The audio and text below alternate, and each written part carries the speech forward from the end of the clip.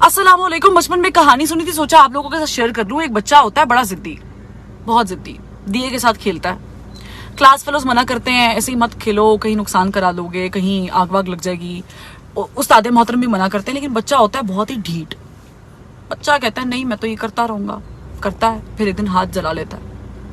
हाथ जलाने के बाद लोगों की तरफ देखता है कि शायद कोई आएगा, मरहम पट्टी करेगा, लेकिन मना किया गया था कि मत करो। ऐसा ही हाल कुछ खान साहब का भी है। मसलन खान साहब ने 2014 में धरना दे दिया, चीनी सदर का दौरा मुलतवी हो गया। उसके बाद तैयब उर्दवान ने पार्लियामेंट के मुश्तरका इजलास से खिताब करना था। खान साहब ने अपनी जिद की वजह से पार्टी के तमाम कारकुनों समेत, तमाम मेंबर कौमी असम्बली समेत वॉकआउट कर दिया, जिद की वजह से। आगे चले, 2018 के इलेक्शन होते हैं। खान साहब को अल्लाह अल्लाह करके इक़्तिदार मिलता है। खान साहब को समझाया जाता है कि आपने लोगों की माशी हालत बेहतर करनी है, मईशत बेहतर करनी है, लेकिन खान साहब नहीं मानते। खान साहब हालत बेहतर करने की जगह, रिलीफ देने की जगह मुखालिफिन को तकलीफ देते नजर आते हैं। खान साहब शहजाद अकबर साहब को फ्रंटमैन बना देते हैं और फिर दे नैप के नैप केसेस, ये जा रहा है कभी वो जा रहा है, निकल कुछ नहीं रहा। लेकिन खान साहब कह रहे हैं मैं छोड़ूंगा नहीं, और निकला कुछ भी नहीं। फिर खान साहब को जाने की जब इतला मिलती है, उनको पता चलता है कि उनका तख्ता-ए-दार उल्टा जाना है या उनको घर भेजा जाना है, तो खान साहब ने एक पर्ची लहराकर कौम पे एहसान कर दिया। यूं लगा यकीन जाने कि 1947 में हम आज़ादी नहीं हुए थे, हम आज़ाद ही खान साहब की इस पर्ची लहराने के बाद होंगे, क्योंकि वो साइफर था, अमरीकी साजिश, अमरीकी बयानिया, एब्सोल्युटली नॉट। मतलब मैं कहती हूँ कि लोगों ने ट्रेंड्स चलाए बाकायदा। ऐसे लग रहा था कि खान साहब ही सच्चे लीडर है, मगर हुआ क्या?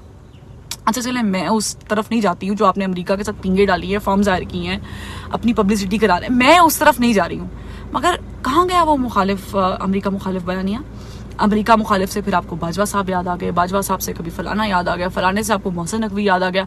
मतलब वो साजिश की किसने, आज तक मुझे क्लियर नहीं हुआ है कि वो उसमें अमेरिका था या घर के कोई बंदे थे या आप खुद मुलव्विस थे, हमें नहीं पता चला। तो खान साहब का वो जो एब्सोल्युटली नॉट का बयानिया है ना, वो जिद की वजह से खान साहब को ले डूबा, इतना ज्यादा ले डूबा कि 9 मई जैसे वाकयात पैदा हो गए। आपने एक पूरा बयानिया बनाया, सोचा समझा बयानिया बनाया। आपने कहा घरों में घुस जाओ, छोड़ना नहीं, कंटेनर्स हटा दो, ये कर दो, वो कर दो। नतीजा क्या निकला कि जब आपकी गिरफ्तारी हुई तो लोगों ने फिर वही किया जिसका डर था। और फिर आपने अपनी जिद और हरदर्मी को खत्म नहीं किया, अपनी अना को नीचे नहीं किया। आपने निकल के कहा कि जब ऐसे पकड़ेंगे तो फिर ये तो रिएक्शन आएगा ना। आज खान साहब जगह जगह ये बैठ के कहते हैं अपने यूट्यूब खिताबात में कि मुझसे बात कर ले, मुझसे तो कोई बात ही नहीं करता। तो खान साहब, अब आपने दिए से हाथ जला लिया है। मना कर रहे थे, कहा था आपको अपनी खारजा पॉलिसी पर फोकस करें, कहा था आपको मुखालिफिन को छोड़ दें, काम करें, काम की बुनियाद पर वोट लेंगे, लेकिन आपने कहा एब्सोल्युटली नॉट, मैं तो जिद्दी हूँ, मैं तो जिद्दी बच्चा हूँ और मैं ये करूँगा।